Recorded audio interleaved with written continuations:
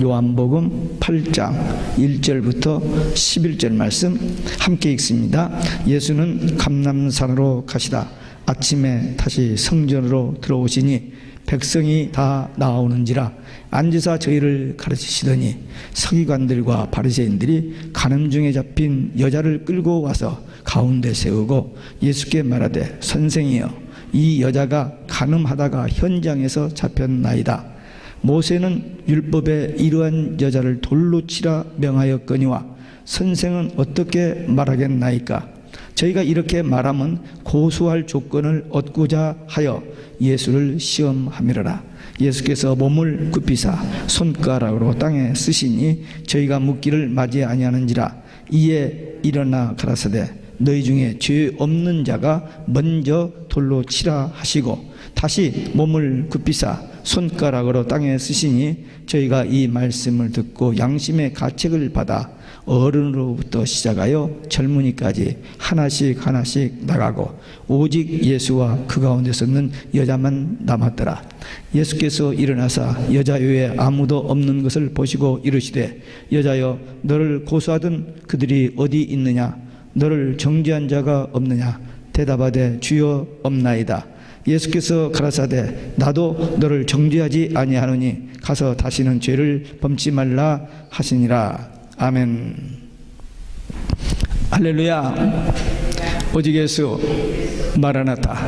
오늘도 하나님의 집에 나와 예배하는 여러분들에게 우리 아버지 하나님 은혜와 평강이 넘치시길 주 예수 그리스도의 이름으로 축원합니다. 예수님이 초막절 중간에 예루살렘에 올라가서 성전에서 이 종교 지도자들을 막 책망하시고 그들에게 이제 말씀을 증거하신 후에 밤에 감람산에 가서 또 밤에 또 기도하시고 날을 샌 다음에 아침에 일찍 성전에 나와서 또 예수님 앞에 나온 백성들에게 말씀을 전하셨습니다. 그때 교권자들이 예수님 앞에 나타났습니다. 뭐 항상 나타나지만 또 나타났습니다. 그들이 은혜를 받으러 나온 것이 아니고 어떻게 하면 예수님을 흠잡아서 죽일까? 그걸 밤새도록 철야 연속 회의를 해서 굿 아이디어를 가지고 아주 간교한 계략을 가지고 나왔습니다. 자기들은 거룩한 척 허세를 부리면서 간음하다가 붙잡힌 여인을 데리고 죄인 처벌에 대한 모세 율법에 관한 질문을 가지고 예수님 앞에 나타났습니다. 지금 성전 안에 예수님이 계십니다. 그리고 자기의 지위와 건세로 못된 장난질하는 이 종교 지도자들, 그리고 우왕좌왕하는 군중들, 그리고 절망과 위기에 몸부림치는 이 가냘픈 여인이 한 자리에 지금 모여 있습니다. 오늘 현대 교회 안에도 이런 모습이 있을 수 있습니다. 여기에서 어떤 역사가 일어났는지 오늘 본문을 통해서 하나님께서 우리에게 주시는 말씀을 함께 받겠습니다. 첫째, 돌에 맞아 죽게 될 위기에 처한 여인입니다. 예수님의 흠을 잡고 고소하기 위해서 애쓰고 연구한 그들이 예수님 앞에 음행하다가 현장에서 잡힌 여인을 끌고 왔습니다. 죄인은 법정에서 취급해야죠. 근데 법관도 아닌 저들이 여인을 성전에 끌고 온 것은 잔인한 월권 행위였습니다. 음행한 여인을 현장에서 어떻게 잡았는지, 또 그 같이 저기 있던 남자는 어디로 가버렸는지 연약한 여인만 군중 앞에 끌고 나왔습니다.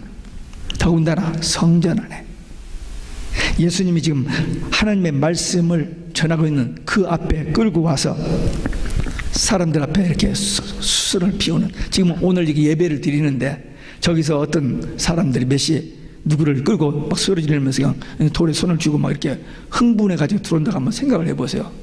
어떻게 되겠는지. 정말 부끄러운 일이고 수치스러운 일입니다. 그러나 저들은 지금 예수님을 흠잡으려고 하는데만 초점이 있었기 때문에 체면도 수치도 눈에 보이는 게 없는 겁니다. 저들이 여인을 예수님 앞에 세워놓고 선생이요, 이 여인이 간음하다가 현장에서 잡혔는데 모세의 율법에 의하면 이런 사람은 돌로 치라고 했습니다. 선생님은 어떻게 이야기하시겠습니까? 라고 질문했습니다. 저들이 이 질문을 예수님께 던졌을 때 거기는 세 가지 함정이 있습니다. 첫째, 만일 예수님이 이 여자를 돌로 치라 동의하면은 예수님 지금까지 전하신 복음, 사랑 뭐 이런 건 다 모순이 되어버립니다. 만일 예수님이 이 여자를 용서해야 한다고 하면은 모세 율법을 파괴하는 거고 간음죄를 동조하는 것이 되어버립니다. 만일 예수님이 대답을 회피하면 비겁하다고 비난할 것입니다. 그러니까 밤새 연구를 해가지고 이리도 저리도 빠져나갈 수 없는 이제 모략을 가지고 나타났던 것입니다. 아마 이때 저들은 예수님의 답을 기다리는 그 잠깐 순간에 자기들이 들고 왔던 손에 돌에 힘을 주면서 어떤 그런 뭔가 일어날 것을 기대하면서 대기하고 있었습니다. 근데 예수님께서 먼저 잠깐 침묵을 하셨습니다. 성급하게 결단을 내리시는 그런 사태에 빠지지 않으셨습니다. 예수님 평소에 이 유대인들이 간교한 그 질문을 가지고 와서 했을 때 바로 대답을 하지 않습니다. 그리고 저들의 대답하고는 전혀 다른 말 한두 마디를 던지고 마십니다. 왜? 저들의 간교함을 아시기 때문입니다. 우리도 인생을 살아가면서 또 대인 관계에서 어떤 위기 상황 속에서 그때 우리 생각이 떠오르는 어떤 생각, 판단을 가지고 너무 성급하게 말하거나 행동하지 않아야 됩니다.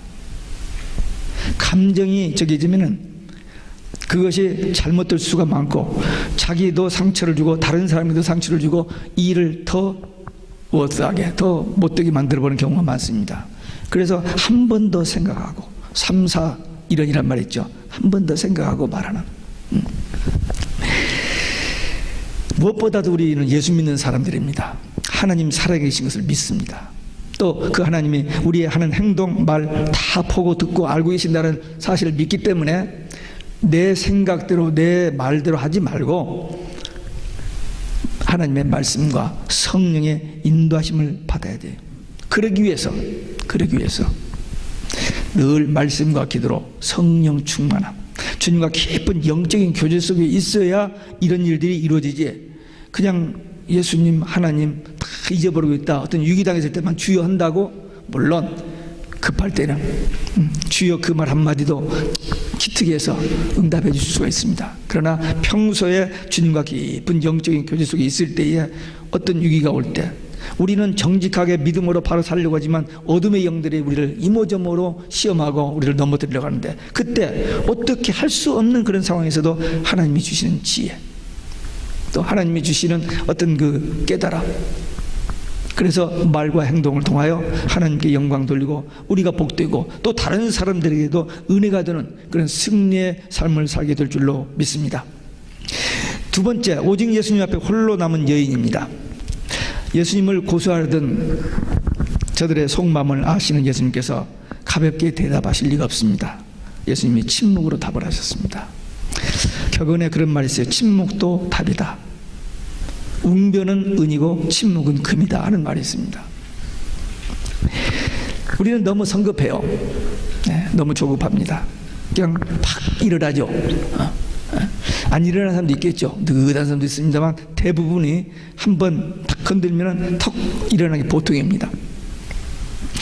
예수님은 그 짧은 순간에 하나님께 기도하고 그 다음에 몸을 굽혀서 손가락에다 땅에다가 쓰셨습니다. 뭐라고 썼는지는 성경은 안 나타났습니다만 추측하기에 여자를 보고 마음에 의욕을 품는 자마다 마음에 이미 간음했다 하는 말을 썼을 것으로 그렇게 봅니다.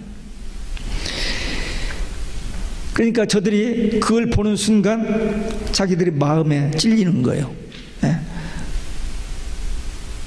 현행범을 저 여자들은 마음으로 생각만으로도 지은 것은 벌써 간음 죄가 된다는, 그러니까 자기들이 거기 다 걸려드는 거죠. 그래서 말이 없었습니다. 그때 예수님께서 너희 중에 죄 없는 자가 먼저 돌로 치라, 죄 없는 자 먼저 돌로 치라 그랬어요. 아무도 기대하지 못했던 놀라운 말씀이었습니다. 먼저 죄 없는 자가 누가 있어요? 다 있죠. 먼저 칠 수가 없는 거예요. 누가 하나 치고는 그냥 자기도 그냥 덩달아서 칠 수 있을 텐데 아무도 치는 사람이 없는 거예요. 그래서 머뭇머뭇하는 거예요. 그때 예수님께서 다시 몸을 굽히사 땅에 글씨를 쓰셨습니다. 아마도 마태복음 7장 5절, 의식하는 자여 먼저 내 눈 속에 있는 들보를 빼내고 그 후에 형제의 눈에서 티를 빼리라 하는 말씀을 적었을는지 모릅니다. 자기 속에 죄가 있는데 들보로 가려서 아무것도 안 보이는데 형제의 눈에 티를 뺀다고 우겨대고 덤비는 그런 우매한 사람들이 많은데, 예수님께서 그 이거 말씀을 무시할 수 있습니다. 근데 지금 예수님은, 이들은 지금 흥분되고 잘못된 사람들이지만 예수님은 하나님이시잖아요. 그 예수님의 그 어미하신 권위 앞에 저들이 어떻게 할 수가 없었습니다. 그래서 죄 없는 자가 먼저 돌로 치라는 이 말씀 앞에 더 이상 예수님 앞에 어떻게 우물우물 서 있을 수가 없으니까 슬슬 하나씩 빠져나가기 시작했습니다.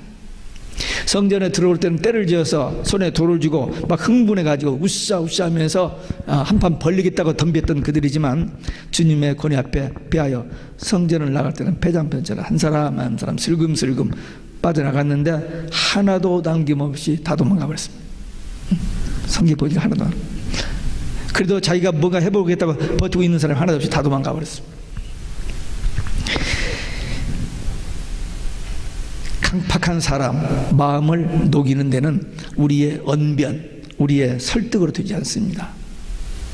하나님의 말씀과 성령의 감동으로 그 마음을 터치하시는 하나님의 능력으로 회개의 역사가 일어납니다.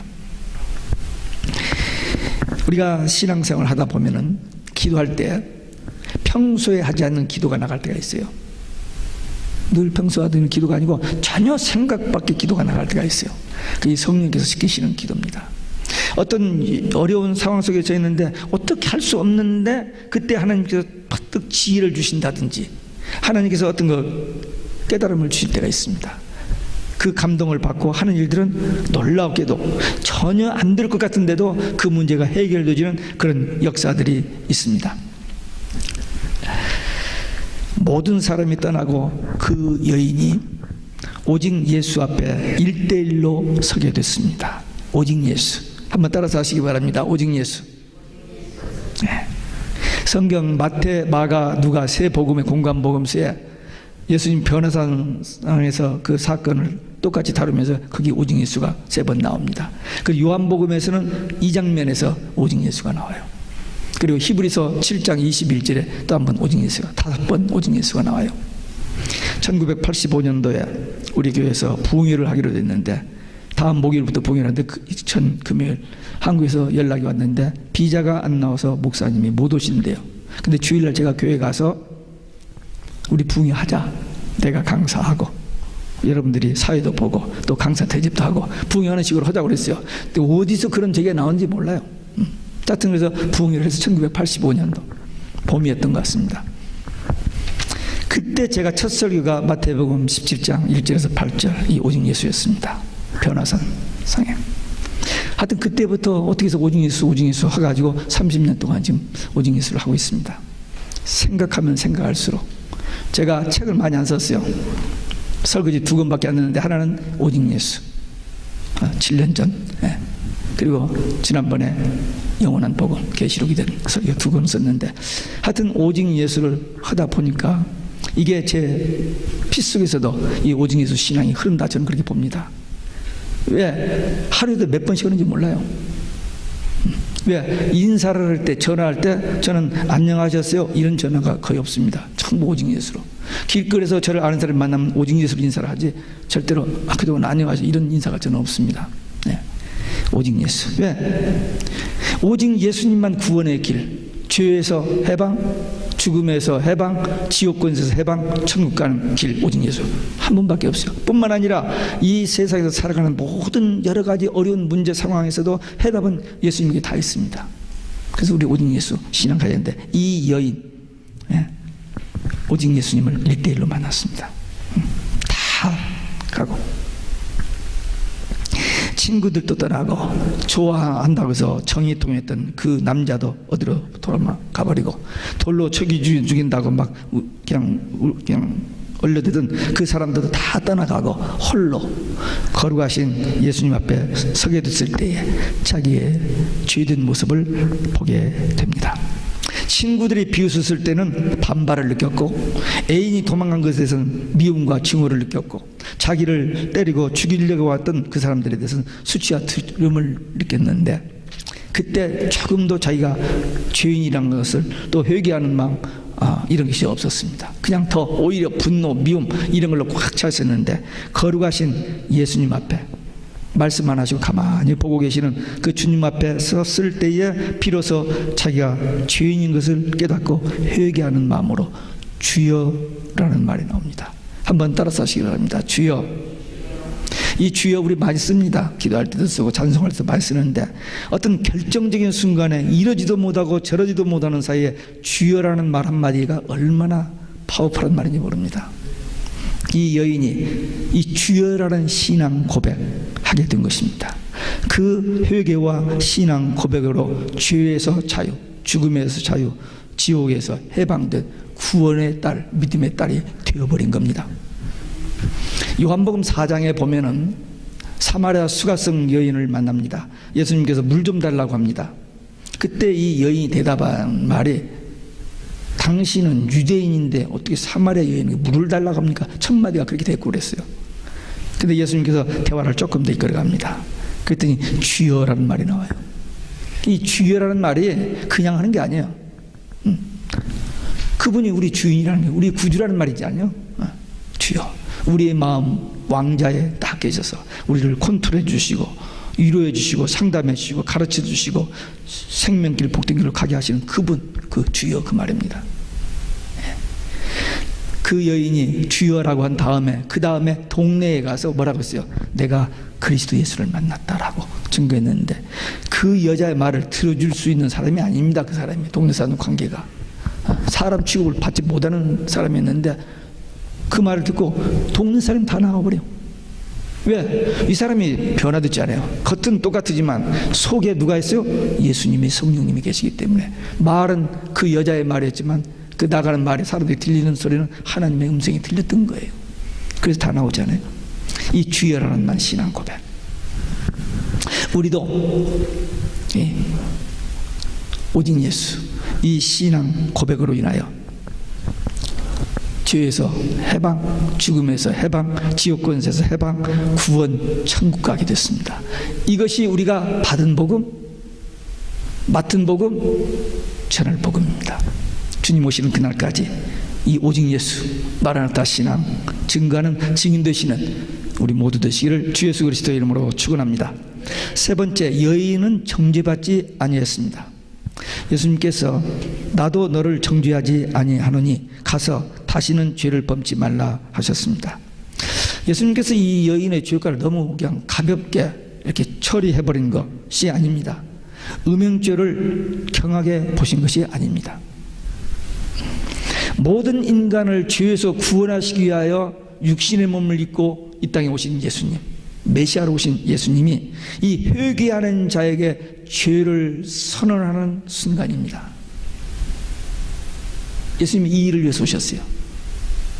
지금 내 아직 십자가 못 박기 전인데 이 죄인을 구원하시는, 멸망받고 거기서 돌 맞아서 그냥 죽었으면 지옥 가는 여인입니다. 근데 주님 때문에 거기서 그들에게서 구원 받았을 뿐만 아니라 육체적으로 구원 받았을 뿐만 아니라 영적으로도 구원을 받는 놀라운 구원의 사건이 일어난 겁니다. 그 순간에.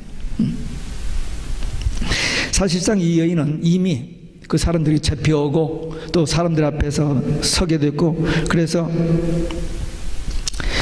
수치를 당할 대로 다 당했기 때문에 예수님께서 더 이상 아무 말씀 하시지 아니하시고 꾸짖지 아니하시고 이제부터 앞으로 바르게 살도록 그렇게 말씀하셨습니다. 철 모르는 애가 그릇을 깨뜨렸을 때 두려운 마음으로 어쩔 줄을 몰랐는데 호통을 치면 어떻게 되죠? 큰 상처 줍니다. 그래? 하면서 이렇게 해주면 다시는 조심할 수 있는 마음이 생기는데, 그걸 막 호통치고 뭐라고 해버리면 애가 큰 상처를 받기 쉽습니다. 오래전 얘기입니다. 저희 집사람이 한국 가는 날이었어요. 낮에 지방 회의가 있어서, 그때는 지방이 달렸기 때문에 근데 혼자 운전을 갔어. 갔는데 끝나고 오다가 교통사고를 앞에 차를 받아가지고 차가 앞에가 다 찌그러져서 토용이 가버리고 어떤 가스스테이션 앞에서 서 있는데 어떻게 연락이 돼. 그때는 스마트폰이 없을 때입니다. 연락이 돼서 제가 벤차를 타고 갔어요. 그때 여기 서 있더라고서 내려가지고 어쩌다가 차에 이러지 않고 그냥 안 다쳤지. 그렇게 얘기했어요. 그리고 나서 저 앞에 보이는 다이는 보면서 배고프지? 자, 밥 먹으러 가자. 했는데 그때 한번 그냥 간다는 게 저는 했는데 그게 두고두고 제가 얼마나 이렇게 점수를 땄는지 모릅니다. 예. 그때 그 상황에서 좀 조심하지. 어떻게 이러지 않았어요. 안 다쳤지? 밥 먹으러 가자. 그래서 그때 점수를 따가 지금까지 잘 안 쫓겨나고 살고 있습니다. 네. 그 어떤 상황에서 그 말 한마디 정말 중요합니다. 이 여인은 간음죄로 돌에 맞아 죽을 그 위기 속에서 예수님 때문에 구원을 받았습니다. 얼마나 감사하겠어요. 어떤 말로 표현을 다 하겠어요. 그런데 이 여인뿐입니까? 우리들도 분명히 죄로 멸망받고 지옥 갈 자들이었는데 예수 믿고 구원받아 하나님의 자녀로 신분이 회복되어지고 주님의 주시는 위로와 평강을 누리면서 살게 되니 얼마나 감사해요. 여러분 정말 감사 표현 해보셨어요? 그때 했잖아요. 그때 처음에 은혜 받았을 때 눈물 콧물 흘리면서 주여 감사합니다 했는데 그 다음부터 조금 지나서 다 잊어버렸죠. 다 잊어버립니다. 이스라엘 백성들 보면 그래요. 애굽에게 쫓겨나와서 애굽에서 나와가지고 홍해바다 뵀을 때 애굽 군대들이 쳐들어서 죽이려고 하잖아요. 근데 홍해바다를 건너서 그들은 죽고 이스라엘 백성 살았어요. 얼마나 감격스럽습니까? 그래서 하나님을 찬양하는 노래를 출애굽기 15장에서 합니다. 근데 3일 후에 물이 없어가지고 하나님을 원망해요. 3일 만에. 구약 성경에 보면 그 얘기 계속 하루 좋았다가 하루 어둡고 기뻤다가 슬퍼하고 짜증내고 모세를 돌로 쳐서 죽이려고 하고 막 그래요. 이럴 수가 있을까 했는데 그게 남 얘기 아니고 우리 얘기입니다. 우리도 하루는 좋았다가 감사합니다 웃고 하다가 또 하루는 또 이렇게 사는 우리 인간들의 모습이 같아요. 뭐 인간이기 때문에 그럴 수밖에 없습니다. 그러나 한번 생각해 보세요. 우리가 받은 구원이 어떤 구원인지. 돈 10,000불을 주고 한 10만 불을 주고 우리 어떤 주값을 탕감 받았다. 그 내 돈이 없는 딴 사람이 내줬다. 그러면 정말 고맙고 그냥 평생 뭐 은혜를 잊지 않겠습니다라고 할는지 몰라요. 근데 예수님이 우리 대신 죽어 주셨어요. 값으로 계산할 수 없는 엄청난 대가를 지불하고 받은 구원인데 이 구원의 감격도 쓰러지고 구원이 뭐 별거 아닌 것처럼 구원받고 천국 가는 그 관심보다는 이 땅에서 어떻게 하면 잘 먹고 잘 살고 성공하느냐 이쪽에다 관심 두고 사는 사람들이 저쪽에 가면 많이 있어요. 우리 교인들은 그렇지 않겠죠. 예수님께서 가서 다시 범죄치 말라 하신 그 말씀 속에 담겨진 교훈이 2가지 있습니다. 하나는 여자에 대한 도전이 포함되어 있습니다. 이제 괜찮으니 가서 잘 살아 그렇게 한 말이 아니고 지금까지는 잘못된 삶을 살았지만 이제는 전에는 그러나 이제는 at the one time but now 바꿔져 버렸잖아요. 예수 없이 어둠 죄악 속에서 살았는데 이제 예수님 만나고 새 사람이 됐잖아요. 그 말씀입니다. 아니한 용서가 아니라 강한 도전입니다. 2번째는 인간성에 대한 신뢰입니다. 이 여인이 돌아가서 옛날처럼 다시 살 수 있어요. 왜? 뭐 살 길이 없으니까 또 뭐 잘못된 할 수 있었죠. 그런데 이제는 예수 믿고 새로운 길로 나갈 것을 예수님께서 믿어준 거예요.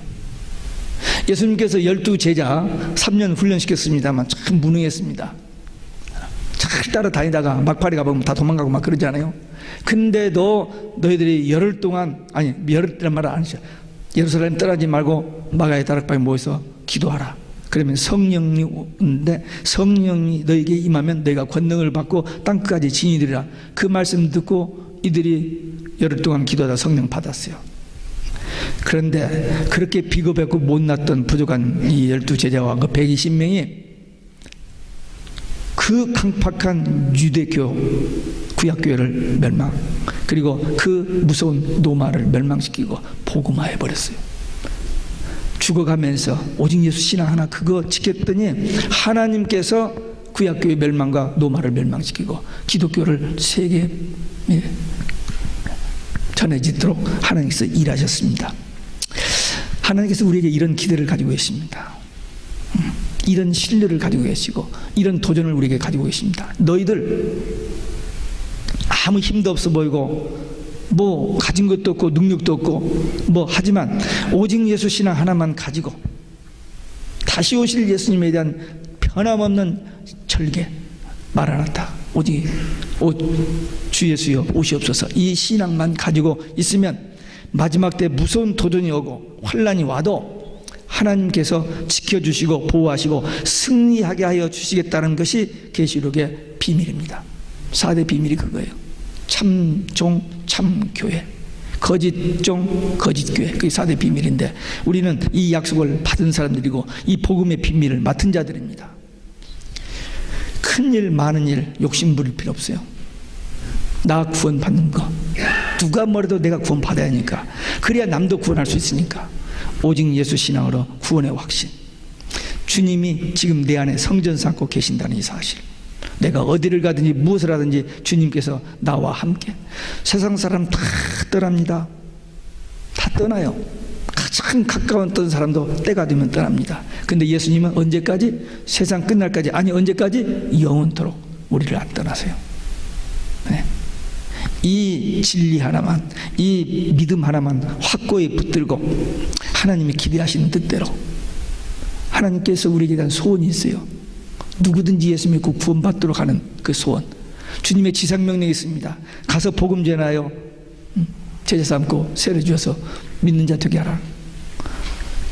하나님의 소원, 주님의 지상명령, 그리고 우리의 가장 위대한 사역, 대통령보다도 장관보다 대학 총장보다도 더 귀한 사역, 한 영혼, 천하보다도 귀한 한 영혼을 예수 믿고 구원받고 천국 가게 하는 이 일, 그 믿음 가진 우리를 통해서만 이루어집니다. 천사 알아요.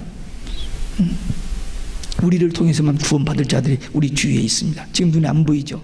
예, 그들이 있습니다.